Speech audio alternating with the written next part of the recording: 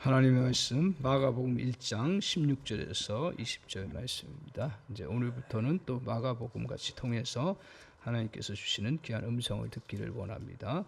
마가복음 1장 16절에서 20절입니다.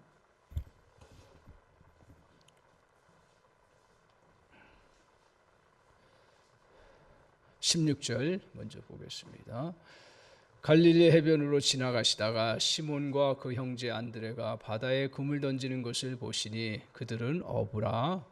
예수께서 이르시되 나를 따라오라. 내가 너희로 사람을 낚는 어부가 되게 하리라 하시니 곧 그물을 버려두고 따르니라.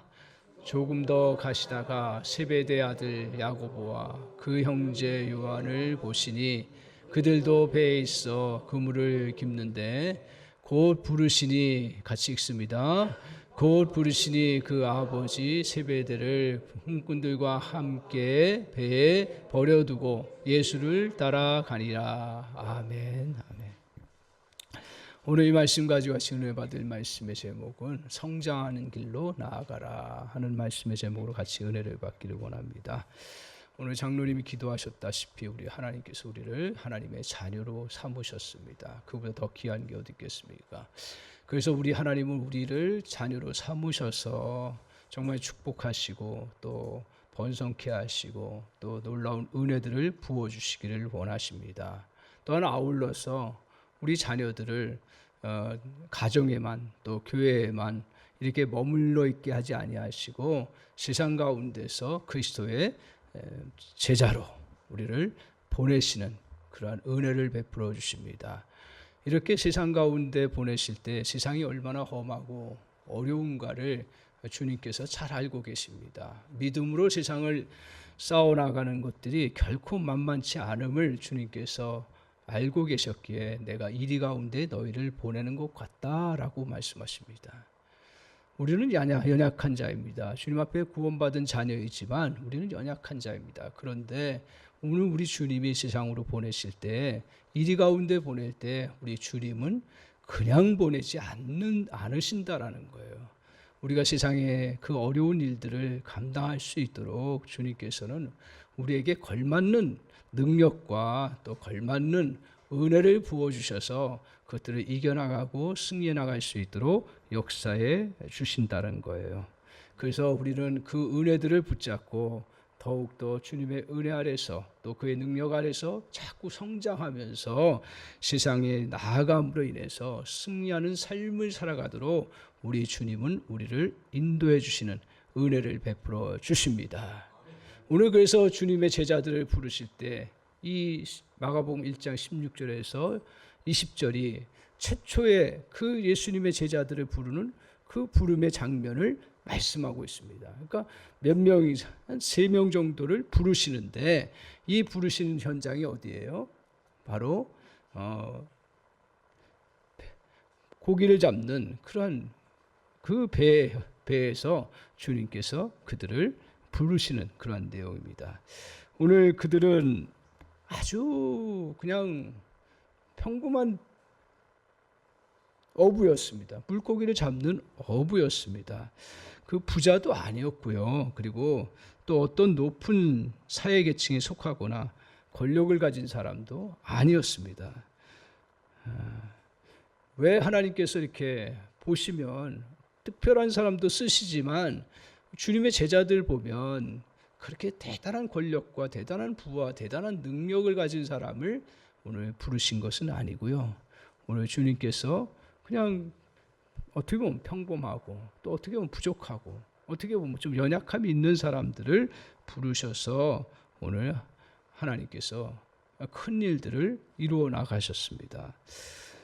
분명 이것은 하나님의 나라는 사람의 자격에 의존하지 않는다는 것을 보여줍니다. 그래서 스가랴에서 말씀하고 있는 것처럼 주님의 일들은 주님의 역사들은 힘으로도 능으로도 되지 아니하고 오직 성령의 능력으로 되느니라.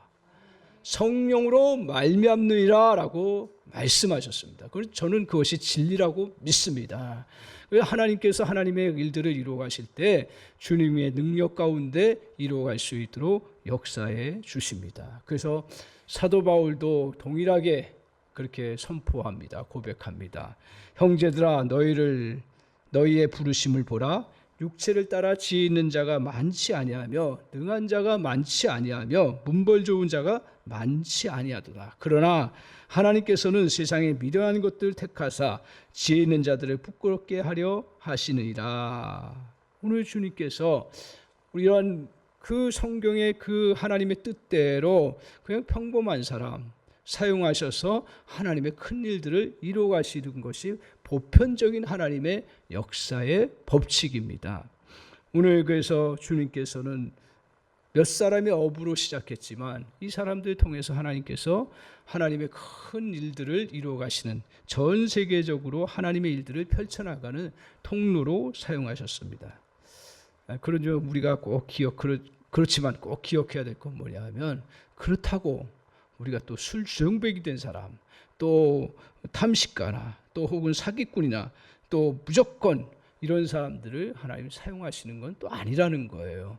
중요한 건 뭐냐면 평범하지만 그러나 하나님께서 그 제자들을 능력을 부여해 주시고 그들에게 은혜를 부어 주시고 그들을 성장시키심으로 하나님께서 사용하셨다는 사실입니다. 오늘 그래서 우리가 주님 안에서 우리는 평범하지만 하나님의 일들을 감당하고 또 세상 가운데서 이겨나갈 수 있고 능력 있게 살아가는 것은 주님의 은혜 아래서 성장하는 길로 나아갈 때 주님께서 그 일들을 이루어 가시는 놀라운 역사를 펼치신다라는 거예요. 우리 주님이 우리를 평범한 사람이지만 그냥 우리를 세상 가운데 내보내지 아니하시고 성장시키심으로 세상을 이겨나갈 수 있도록 역사해 주시는 은혜를 베푸신다는 사실이에요. 그래서 오늘 이 제자를 부르는 과정을 통해서 두 가지로 우리 주님께서 이렇게 성장시키심으로 우리를 사용하시는구나 하는 것들을 깨달을 수가 있습니다. 첫 번째 뭐냐면 성장하는 길로 나아가는 데 있어서 주님은요 장점을 사용하셨습니다. 장점을. 오늘 예수님은 사람을 쓸 때요, 또 성경에서 성부 하나님 자신도 쭉 살펴보면 우리 주님이 단점 없는 사람을 쓰신 것이 아니라 단점이 있지만 장점을 주님께서 부각시키셔서 사용하신다라는 거예요. 누구나 장단점은 있습니다. 그러나 우리가 훌륭한 지도자일수록 어떻습니까?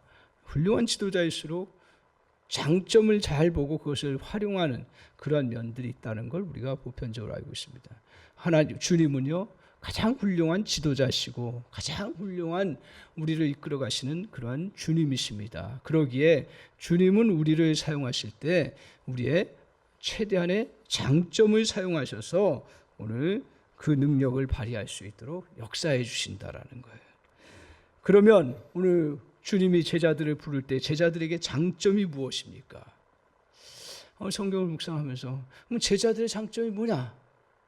그거는 오늘 이 복음서에 보면 세 가지 복음서가 비슷하다 그래서 공간 복음이라고 합니다. 그래서 다른 복음서 누가복음도 있고요. 또 한 복음을 마태복음, 마태, 마가, 누가, 이 복음을 공간 복음이라고 합니다. 비슷하게 같은 봤지만 조금씩 그 하나님께서 주신 조명하심의 각도가 다르기 때문에 다른 모습으로 했는데 거기에 보면 누가복음 5장 5절에 이렇게 그들의 강점이 나타나 있습니다. 주님께서 너희들 물고기 많이 잡았냐라고 했을 때 그들의 고백 속에 나와 있는 게 뭐냐면 우리가 밤새도록 그물을 내려 고기를 잡으려 했습니다.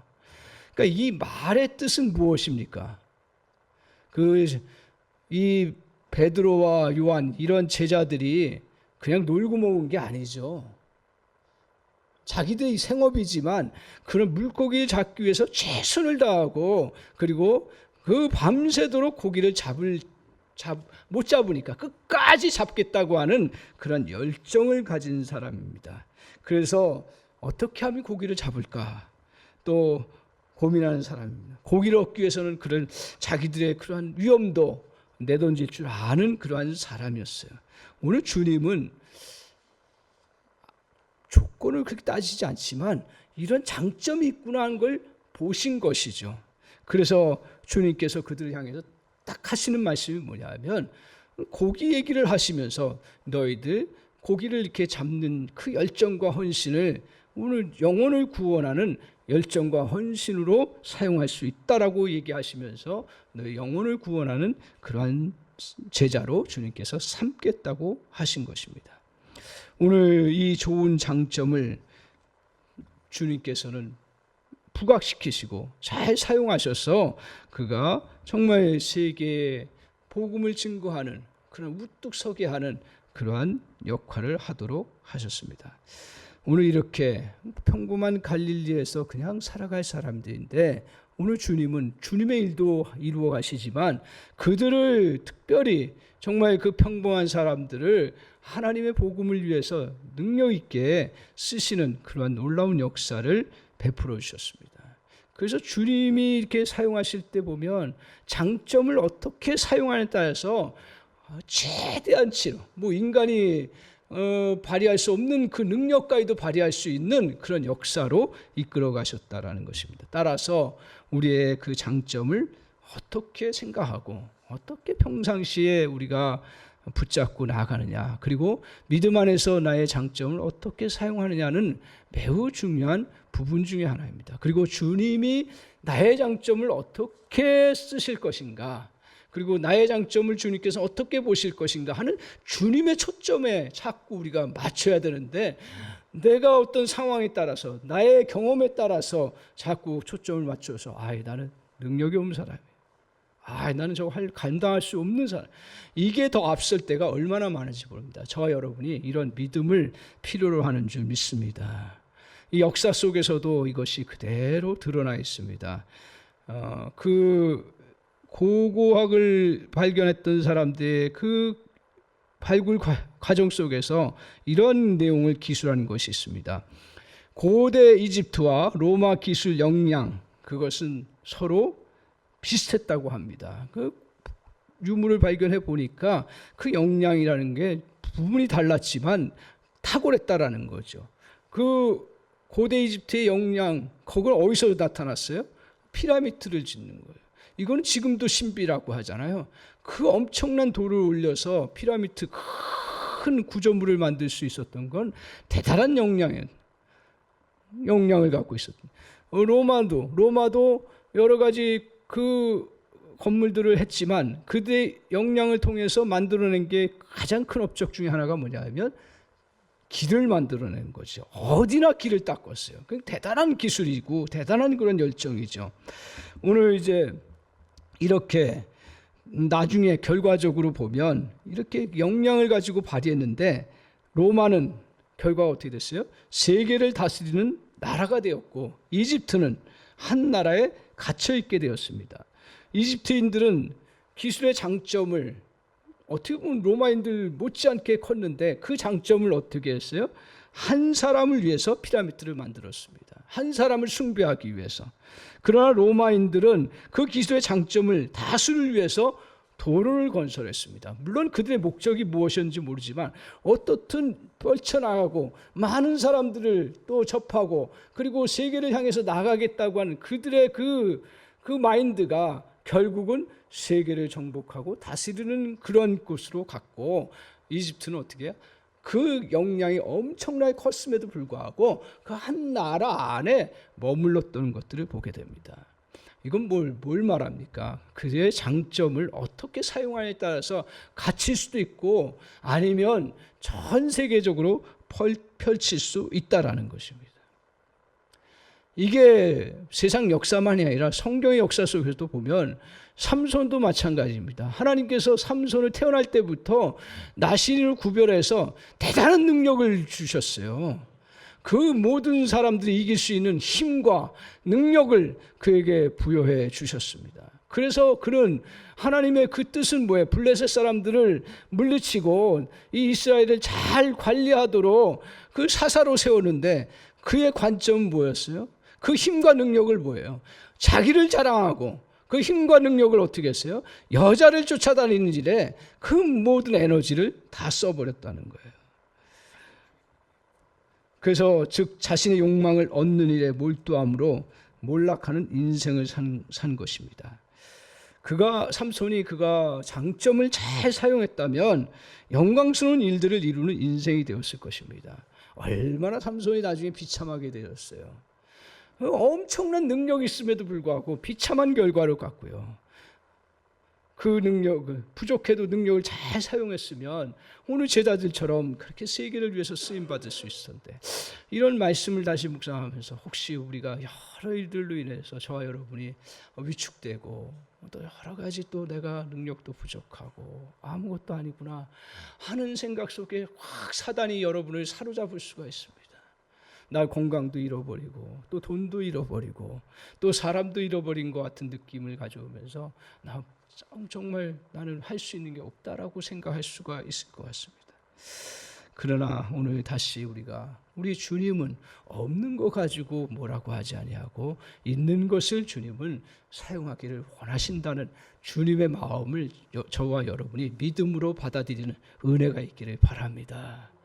그래서 오늘 이런 연구 결과가 있었습니다. 1950년대에 미국 위스콘신 대학에서 우수한 문학 지망생들의 모임이 있었습니다. 거기서 이제 남학생들 중심으로 해서 이제 그 문학을 더욱더 잘 우리가 개발하자, 더 그 달란트를 개발하자 하면서 모여서 이제 문학적인 것들, 표현들을 서로 또 비평하고 나누면서 우리 실력을 가다듬자 해가지고 한 그룹을 만들었어요. 그래서 그 그룹에서 약속한 건 뭐냐 하면, 그래 정말 부족한 부분 또 잘못된 부분들, 표현이 또 부실한 것들 가차없이 우리는 이야기하고, 그래서 그 사람이 더 문학적인 실력을 발휘할 수 있도록 도와주자, 그렇게 했어요. 그런데 또 한 그룹에서는 이제 여기는 또 여학생 중심의 그룹이었습니다. 근데 이제 모인 성향이 그랬는지 하여튼 모습이 어떤 모습이었냐면, 우리가 서로 잘못된 것들은 너무 부각시키지 말고 잘한 것만 좀 우리가 더 이렇게 칭찬하면서 그것들을 잘 또 설명하고 그것들을 발굴해주고 할 수 있도록 해주자 했어요. 근데 그게 10년이 지나서 결과가 딱 나왔어요. 저는 이 글을 보면서 내가 자꾸 놓치는 경우가 있구나. 오늘 현대 우리는 참 우리가 아주 놓치기 쉬운 부분 중에 하나가, 이 두 그룹 중에 이 남성들 중심으로 했던 이 그룹은 나중에 어떻게 된 줄 아십니까? 거기에서는 놀랍게도 한 사람도 훌륭한 사람이 나오질 않았어요. 탁월한 사람들이 거기 모였던 거거든요. 근데 여기 여학생들 중심은 10년 후에는 거의 다 이 사람들은 잘 자기 문학적인 실력을 발휘하고 그 역할을 잘하는 사람들로 나타나요. 제가 이 연구 결과를 좀 마음에 담는 것 중에 하나가 뭐냐 하면, 우리 자녀를 양육할 때도 그렇고 사람을 대할 때도 그렇고 저도 좀 부족한 부분이 있는데, 오늘 우리는 그래 정말 더 똑똑해야 되고 더 잘해야 되고 더 탁월한 사람이 돼야 되기 위해서 단점 같은 걸 과감하게 얘기해 줘야 되고, 그 단점에 대해서 정말 예리하게 그것들 계속 분석해서 해줘야 된다. 근데 저도 살아보니까요, 물론 우리의 단점을 보완해야죠. 그런데 그러다 보니까 이 단점이 더 부각되는 거예요. 위축되는 거예요. 자꾸. 그렇게 하지 말아야 되는데도 연약한 사람이에요. 근데 이렇게 장점을 부각시키는 곳에서는 오히려 장점이 더 드러나고, 그리고 단점은 점점 오히려 줄어드는 아이러니한 것들을 연구 결과로 봤습니다. 그래서 우리 심리학하는 분들이 연구하는 것들은 보통 이렇게 얘기하지 않습니까? 사람은 보통 90%의 좋은 점이 있다고, 근데 10%의 좋지 않은 점을 갖고 있다. 다 이것은 조금씩 다르겠죠. 어떤 사람은 5%, 어떤 사람은 뭐 12%, 조금 다르겠지만 그러나 장점이 더 많다라는 거예요. 우리는 순자인가요? 그 성악설에 너무 많이 우리 마음이 자꾸 가서 사람을 볼 때 너무 이렇게 악한 것으로만 보니까 단점을 자꾸 보기 시작하는데 안 그렇다라는 거예요. 보편적으로 보면 이렇게 저도 살아보면 우리의 죄성은 있지만 하나님께서 그래도 우리에게 좋은 점들을 한 90%는 주셨고 한 10%는 이렇게 연약하고 단점들이 많이 있습니다. 오늘 10%의 좋지 않은 점을 보면서 사는 사람이 있습니다. 자기 자신에 대해서도 그렇습니다. 90%를 보고 사는 사람은 자신감 있게 살아갑니다. 그래서 이거는 뭐 하나님 말씀하고 조금 상관이 없는데 어렸을 때 엄마들이 왜 이게 제가 마음에 담아요. 엄마들 애들 기죽이지 마라. 너무. 그러니까 이제 이거는 인생의 경륜 다 겪어보셨을 거예요. 너무 기를 죽여버리면 물론 잘못된 것들은 막아야 되지만 자꾸 장점을 부각시키고 그것을 더 극대화할 수 있도록 하는 방법으로 나가야 되는데 우리의 성향은 자꾸 연약해서 부정적인 성향으로 너무 가기가 쉽다라는. 성장하는 구조는 장점을 가지고 선을 이루는 구조를 지니고 있습니다. 반면에 퇴보하는 구조는 항상 남의 약점을 물고 늘어집니다. 결국 쓰레기통에 집어넣을 것을 다시 꺼내는 시기 됩니다. 결국 이전 투구의 모습으로 퇴보에 퇴보를 거듭하게 하는 것입니다. 주님은 우리의 약점을 갖고 야단을 치기보다는 장점을 사용하시기를 참으로 원하시는 것들을 성경을 통해서 보게 됩니다. 가늠한 여인도 보세요. 바리새인들은 어떻게 하든지 죄를 가지고 그녀를 죽이려고 했어요. 맞는 이야기예요. 그러나 주님은 먼저 그가 주님 앞에 나오고 그의 약함들을 먼저 살려주고 그 다음에 다시는 죄를 짓지 말라고 하셨던 거예요. 심지어는 베드로를 향해서도 베드로가 주님 앞에 자기가 예수님 절대로 배반하지 않겠다고 하고 장담하고 늘 수석제자로 갔던 사람이에요. 그 갔던 사람인데 그 사람이 나중에 어떻게 해요? 나중에 그 어린 계집종 앞에서 예수님 모른다고 부인했잖아요. 그걸 주님이 보셨어요. 육신을 갖고 계신 주님이 보셨어요. 그런데 부활하셔서 주님이 베드로 보고서 나타나셔서 베드로에게 그거 물어볼 수 있지 않겠어요? 너 왜 그때 그 다른 사람도 아닌데 계집종에게 왜 그 나를 부인했니? 물어볼 수 있잖아요. 근데 부활하신 주님이 정말도 안 하셨어요. 물론 성경은 다 기록하지 않지만 전반적인 게 뭐예요? 주님이 한마디만 물어보셨어요. 결국은 뭘 물어보셨어요? 너 나를 사랑하냐? 그거 하나 물어보신 거예요. 그러니까 베드로는 그 마음은 늘 항상 있었지요. 자기가 그 순간에 헷가닥해가지고 그렇게 된 건데 그 마음 주님 사랑하는 거 아시잖아요. 그럼 내 양을 먹여라. 주님이 기회를 주시고 주님이 역사를 이루어 가셨어요. 오늘 주님은 우리의 인생을 망하게 하기 위해서 주님은 우리를 구원하신 거 절대로 아니죠. 우리 주님은 우리의 장점을 최대한 이끌어서 그것을 사용할 수 있도록. 다 제자들 보세요. 삭개오도 다 문제 있는 사람이고 마태도 문제 있는 사람이고 베드로도 다 그냥 나쁜 사람이라는 얘기 아니에요. 다 문제 있는 사람들이에요. 평범한 사람. 그런데 주님이 그들을 정말 그 장점을 사용하셔서 그 장점이 더 잘 쓸 수 있도록 그것을 부각시키시고 힘을 주시고 능력을 주셔서 세상을 복음을 증거할 수 있도록 세상 가운데서 나아가서 승리할 수 있도록 역사해 주시는 은혜를 베풀어 주셨다. 사랑하는 성도 여러분, 저와 여러분도 이 은혜에 같이 정말 동참하고 늘 그 고백 앞에 여러분의 죄와 허물들은 주일날 그냥 고백하면 돼요. 근데 그 죄 때문에 자꾸 거기에 빠져들어가서 더 이상 내가 못하겠구나 하는 그러한 마음을 주는 것은 주님의 마음은 아니라는 거예요. 주님의 마음은 오늘 우리의 장점들을 사용하셔서 역사하신다는 사실을 기억하시고 저와 여러분이 그 은혜 아래에 늘 붙잡힌 바 되는 그러한 주의 백성들 되시기를 주님의 이름으로 축원합니다. 두 번째로 오늘 주님께서 성장하는 길로 나아가는데 주님이 원하신 것이 뭐냐? 성장하는 데 있어서 어떤 조건을 따지지 않으셨잖아요. 그런데 주님이 요구하신 게 있어요. 너 그물을 버려두고 나를 따르라고 하셨어요. 이 말은 뭐냐 하면 배움을 추구하라고 얘기해요. 배움을 추구하라고요. 오늘 부름받은 제자들의 반응은 어떻습니까? 자신의 삶을, 모든 삶을 정리하고 주님을 따른 것입니다. 그런데 여기서 우리가 이 성경을 볼 때마다 괴로운 거예요. 저야 덜 괴롭겠죠. 우리 성도님들은 괴로울 수가 있어요. 그래, 주님을 쫓아가려면 내 직업을 버리고 내 그 신분을 버리고 가야 된다라고 생각을 하는 거죠. 자꾸 이런 질문 앞에 갈등이 참 많을 거라고 생각이 들어요. 이게 직면하게 되면.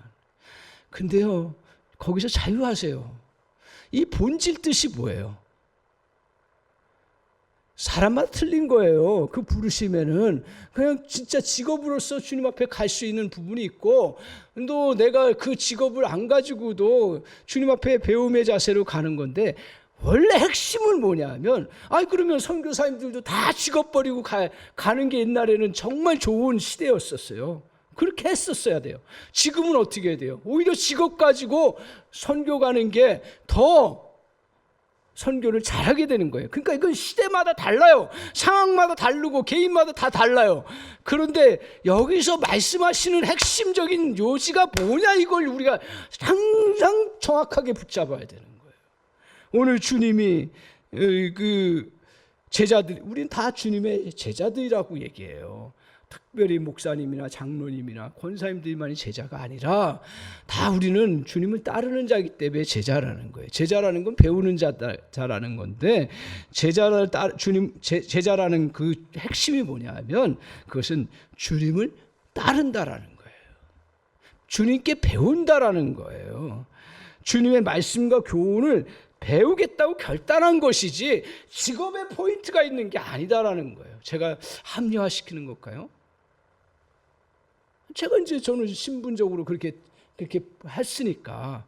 그런데 성경을 다시 보면 정말 우리가 주님 앞에서 직업 버리고 따르면 뭐예요? 주님의 말씀과 교훈 안 따르면 아무 소용 없는 거죠. 그렇잖아요? 더 본질이 뭐냐 이거죠. 더 본질이 우리가 그래도 내 삶의 영역 속에 내가 직업을 갖고 있어도 주님의 교훈과 뜻을 따라서 그 현장에서 이루어 가겠다고 하는 거, 그게 바로 제자라는 거죠. 우리는요, 어려서부터 누군가의 제자로 살아왔어요. 그건 부인할 수가 없습니다. 어렸을 때 누구의 제자예요? 부모님의 제자로 된 거예요. 부모님이 가르치는 대로 배운 거 아니, 자기도 모르는 사이에. 내가 안 배우겠다고 해가지고 막 한 사람 어디 있어요? 다 배웠죠. 그러니까 부모의 그게 굉장히 제일 중요하죠. 어렸을 때. 그게 이제 어렸을 때 모든 걸 형성하는 건데, 그렇게 하다가 이제 유치원 가고 학교 가기 시작하면 누구의 제자가 돼요? 그 선생님의 그러한 또 가르침을 따르는 거죠. 그 다음에 또 이제 좀 더 커가면 어떻게 돼요? 친구들의 그런 또 그 교훈과 그런 것들, 또 의견들과 또 서로 얘기하면서 그것도 배우는 거죠. 더 가서는 또 뭐예요? 직장에서 상사와 또 동료들의 그런 것들을 배우고 하는 겁니다. 그러니까 누군가의 다 제자가 되는 거죠. 그런데 오늘 우리가 믿음이라는 게 대단한 거고, 정말 이게 어떻게 보면 세상 가운데서는 너무 큰 일이고, 근데 주님 앞에서는 큰 축복인데 뭐예요? 사실 우리가 믿는다라는 것은 주님의 뜻을 내가 따르겠다고 고백한 고백이에요. 그렇기 때문에 주님 앞에 나아간 거죠. 그래서 주님 앞에 우리가 이제는 그래, 내가 세상 교훈과 그것들을 따르지만 그러나 주님의 교훈과 뜻이 어떤 것인가 하는 것들을 말씀 묵상하면서 그래, 내가 다 알지는 못해도 주님의 중심이 이거구나 하고 깨달으면 그래도 그거 쫓아가려고 몸부림치는 사람들이 바로 그리스도의 제자이고 저와 여러분이라는 거예요. 오늘 예수님을 믿는 그리스도인들은 오늘 뭐예요? 한 가지 전제가 있습니다. 오늘 그것은 바로 주님이 진정한 지혜이시고 그리고 능력이시고 주님이 선함이고 그 모든 측면에서 참으로 진리라는 것을 우리가 고백하기 때문에, 믿기 때문에 그분의 인도와 지시와 도움을 바라면서 나아가는 것입니다. 이렇게 살아가는 것이 바로 주 예수의 이름으로 하는 법을 배우는 것입니다. 그래, 우리가 다 완벽하지 못하지만 그러나 주님의 말씀을, 그래, 어떤 때는 내가 잘못 판단했을 때 다시 돌이켜서 그래, 주님의 말씀 이 뜻이구나 하고 깨닫고 돌아서는 것이 바로 주님의 제자의 모습이라는 것입니다. 오늘 그분의 임재 앞에서 우리의 내면 생활은 변화될 것이고 그분의 행동 방침이 되는 그런 사람으로 성장해 나가는 것입니다. 새로운 선생이신 그리스도를 따라가는 배움을 통해 성장의 역사를 이루어 나갑니다. 그래서 신앙생활은 늘 제가 고백하듯이 진공 상태에서 이루어지는 것이 아닙니다. 아무 문제 없는 곳에서 신앙이 커가요? 그 문제가 있어요. 아무 병균 없는 곳에서 우리가 건강해져요? 아니요. 그건 건강해질 수가 없는 거예요. 병균이 있지만 그걸 이겨내는 힘을 키우는 것처럼 우리 주님 안에서 우리가 서로 문제가 있고 또 병균이 있고 연약함이 있고 실패가 있고 잘못이 있지만 그러나 그 속에서 어떻게 해요? 더 강건해지고 더 온전해지는 그러한 모습을 가져가는 것이죠. 따라서 오늘 우리가 점점 우리가 주님 앞에서 기억하고 붙잡아야 되는 것은 나는 주님의 따라가겠다. 주님의 말씀과 교훈을, 그래, 내 생각과 교훈보다 그래, 주님의 말씀을 따라서 나아가겠다 하는 그러한 믿음의 자세를 가져 나가는 것이 오늘 그 자녀입니다. 그런데 기억해야 될 건 뭐냐면 우리의 진정한 성장은 주님의 말씀을 배우고 따를 때, 또 어려운 환경 속에서 그걸 따를 때 성장이 이루어져 나아가는 것입니다.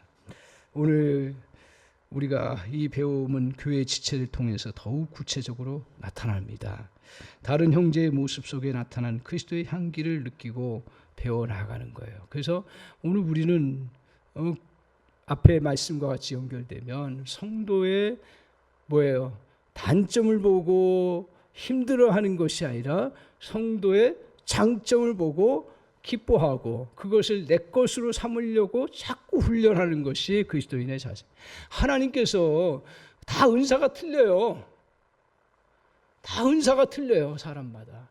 그러면 그 은사의 장점을 보고 내가 그래, 쫓아가야지. 더 그것을 배워야지 하는 그런 부분. 단점은 그냥 주님 앞에 맡기면 되는 거예요. 그리고 그것은 반면교사로 삼으면 되는 거고요. 오늘 단점은 보완하도록 하는 것이지 단점에 초점을 맞춰 바라보는 것은 아닙니다. 좋은 점을 발견하고 닮아가려고 하는 것이 진정한 그리스도인의 모습입니다. 하나님께서는요, 우리 지체들에게 다 그러한 좋은 점들을 주셨어요. 그게 90% 이상인 거예요. 그것들을 또 은혜도 마찬가지예요. 저분이 저렇게 축복받고 저분이 또 은혜 가운데서 응답받고 역사를 이루었으면 그래, 나도 저 은혜를 받아야지. 저것들을 따라가야지. 이 교회가 건강한 거지. 그 단점이 전혀 없는 것이 그게 건강한 교회는 절대로 아니에요. 다 문제가 있고 다 어려움이 있어도 쫓아가고 장점을 보면서 하나님의 은혜를 사모하고 나아가는 그러한 은혜의 역사가 이루어지기를 소망합니다. 오늘 주님의 제자들, 주님께서 이렇게 강점과 배움의 자세를 통해서 주님이 제자를 세워가지고 하시고자 하는 일이 무엇입니까? 그 예수님이 제자들에게 주신 소명이 무엇입니까? 그것은 주님이 이렇게 말씀하셨잖아요. 나를 따라오너라. 내가 너희로 사람을 낚는 어부가 되게 하리라. 제자들이 해야 할 명확한 일은 뭐예요? 영혼 낚는 일이에요. 이걸 더 쉽게 얘기하면 우리 영혼 낚는데 이걸 전도 못해서 마음이 늘 꺼림직하고, 물론 전도해야 되고 애를 써야죠. 이게 다른 말로 얘기하면 뭐냐면 이것은 사람을 살리는 거예요.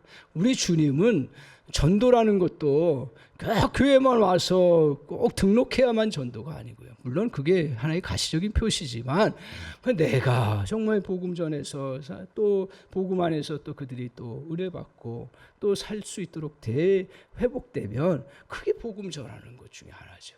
그래서 오늘 내 주님이 뭐라고 하셨어요? 사람을 낚는 어부가 되라는 이야기는 뭐예요? 다시 말하면 사람 살리는 일을 해라 이거예요. 사람 살리는 일을 하라는 거예요. 오늘 우리가 어둠에 빠진 인생을 새로운 인생으로 바꾸는 거, 이거 살리는 거죠. 돈을 버는 목적이 무엇입니까? 가족과 자신을 살리기 위해서 하는 것처럼 오늘 그런데 자꾸 목적과 수단이 바뀌어서 오늘 사람 살리는 데 초점을 맞추지 못하고 돈 자체에 목표를 두는 인생이 된 데서 현대 가정에 비극이 찾아온 거예요. 어부는 고기를 잡으려고 했습니다. 그는 모든 수단을 다하여 생명을 얻으려고 합니다. 그리고 생명을 누리려고 합니다. 만일 실패했을 경우에는 슬퍼하며 다시 시도해 나갑니다. 모든 믿는 사람들은 이런 일을 해 나가야 합니다. 그는 날마다 수고하며 기다리고 소망 속에서 계속 그 일을 해 나가야 합니다. 생명을 살리고 생명을 세우는 일을 위해서 우리를 구원하셨고 우리에게 그 일을 맡기셨습니다. 이거는 창세기에서도 똑같고요. 오늘 예수님의 지상 명령 속에서 똑같은 거예요. 결국은 창조 명령도 너가 땅에 정말 하나님의 그 은혜에 따라서 복을 받고 이 땅을 정복하고 다스리고 그 땅의 모든 생물들을 잘 관리하고 다스리도록 하는 것이 뭐예요? 창조 명령인 거예요. 표면적으로. 그 말이 뭐예요? 다 이 땅을 잘 가꾸고 살리도록 하는 것이고 너희는 그러므로 그리스도 안에서 정말 주님이 우리에게 뭐예요? 성부와 성자와 성령의 이름으로 세례를 주고 그들을 가르쳐 지키게 하고 그리스도의 제자로 세우라고 하신 것이 뭐예요? 다 이거 살리는 일이에요. 따라서 오늘 사랑하는 성도 여러분, 우리에게 분명한 기준을 가지고 살아가는 은혜가 있기를 바랍니다. 제자들의 모습처럼 자신의 강점을 사용하시는 하나님 앞에 나아가는 자세를 먼저 가지시고요. 하나님이 나의 강점이 무엇인지 보여주십시오. 또한 부족하고 실패했지만 늘 주님의 교훈을 배우고자 하는 마음의 기준을 다시 한번 가지시고 나가시고요. 또 사람을 통해서도 하나님이 깨닫게 하시는 일들을 배우고자 하는 마음으로 저와 여러분이 또 믿음 안에서 나아가는 은혜가 있기를 바랍니다. 그때 주님께서 저와 여러분을 다시 살리시고 회복시키시고 또 우리 주변의 사람들을 다시 살리시고 회복시키는 놀라운 은혜를 베풀어 주실 줄 믿습니다. 기도하겠습니다. 하나님 아버지 참 감사합니다. 주님, 저희들 또 이 예배 또 하나님 앞에 나아갈 수 있게 해주신 거 너무 감사하고 우리 공동체 또 같이 이렇게 예배할 수 있는 은혜를 주신 것도 너무 감사합니다. 하나님 예배하면서 다시 또 주님 바라보는 은혜를 허락해 주신 거 참 감사합니다. 하나님, 우리를 주님께서 정말 하나님 부르실 때 우리의 장점을 보시고 우리를 또 회복하기를 원하시고 그 장점을 통해서 하나님의 일들을 더 멋지게 이루어가기를 원하시는 주님의 놀라운 은혜를 우리가 다시 붙잡습니다. 주여, 그 은혜를 붙잡게 하여 주옵소서. 또한 아버지 하나님, 우리가 아무리 이 땅 위에서 많은 것들을 안다 할지라도 우리 주님의 교훈과 주님의 진리와 주님의 뜻을 우리가 놓칠 때가 참 많습니다. 하나님, 날마다 우리가 겸허한 마음으로 주님의 뜻과 주님의 정말 그 가르침을 잘 따라갈 수 있는 그러한 믿음의 종들 될 수 있도록 주님 도와주시옵소서. 특별히 아버지, 우리가 여러 어려운 일들 당할 때, 힘든 일들 당할 때, 또 아버지 하나님 너무너무 낙심되는 일 당할 때에도 하나님 그 속에서도 주님의 은혜 아래서 주님의 말씀을 잘 따라갈 수 있고 배우는 저희들 될 수 있도록 주님 도와주시옵소서. 그리하여서 아버지 하나님 정말 하나님의 손에 놀랍게 쓰임받는 모든 성도들 될 수 있도록 주님 축복하여 주옵소서. 예수님의 이름으로 기도하옵나이다. 아멘.